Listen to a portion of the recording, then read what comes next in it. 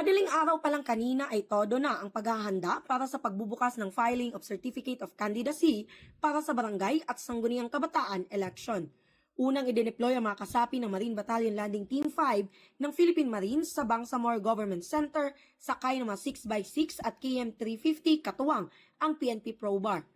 Umaga pa lang ay dumagsana ang mga taga-suporta ng matatakbong kandidato sa halalan, subalit hinarang na ang mga ito sa labas pa lang ng entrada ng Bangsamoro Government Center.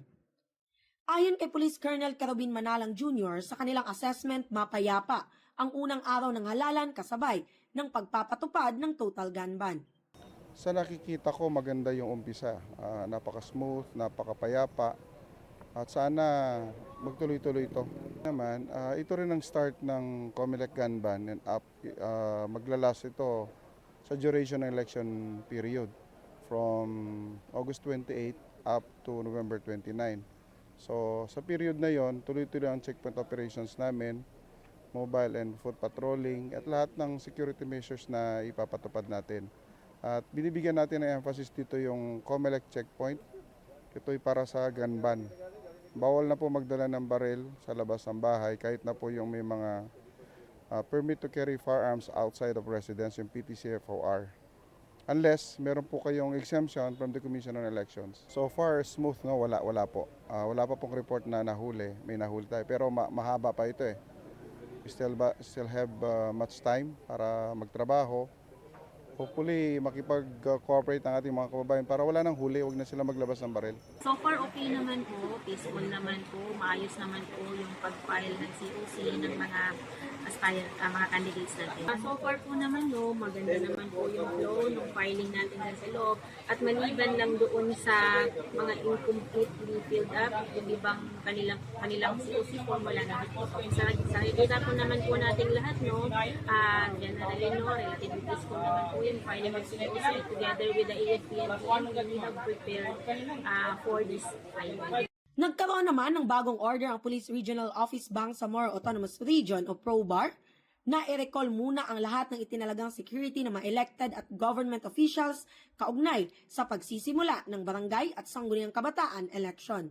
Kasi ang utos is galing sa National Headquarters na lahat ng mga nakadetail ng mga bodyguards o yung security escorts ng mga VIPs lang yung mga kandidato natin, yung mga officials din na ginawaran o pinagkalooban na mabigyan sila ng mga security escorts kasi galing yan galing sa National Headquarters na recall. And then ibabalik yan, pwede man sila mag-apply ng exemption sa committee ng Commission on Elections, yung CBSF, Committee on Ban on Firearms and Security Concerns.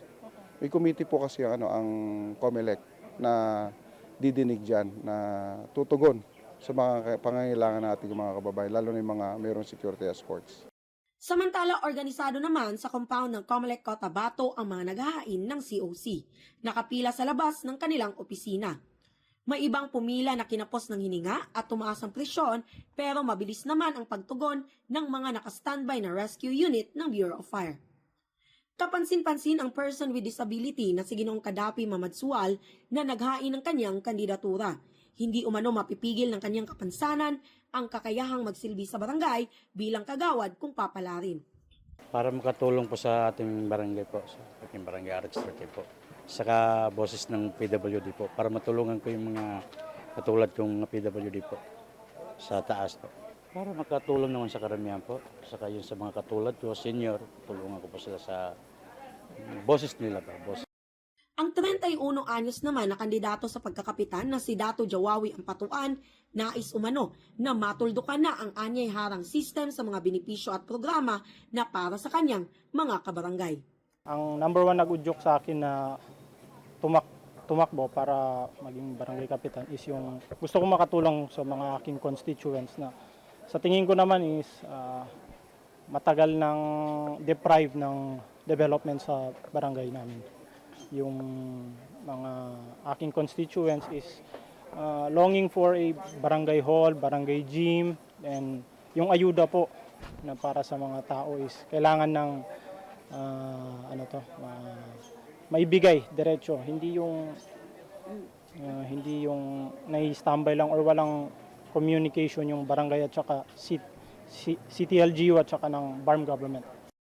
Para naman sa isang kabataang Bangsamoro na nais-anya na mabigyan ng boses ang kabataan, oportunidad ang makapaghain ng kandidatura para sa halalang pambarangay. Bilang isang kabataang Bangsamoro po, isa po sa nag-udyok sa akin para tumakbo bilang barangay SK chairwoman is para matulungan ko po yung mga kagaya ko ng mga bata na lack in education and para din po ma-aware din sila sa mga bagay-bagay na mangyari in the near future po.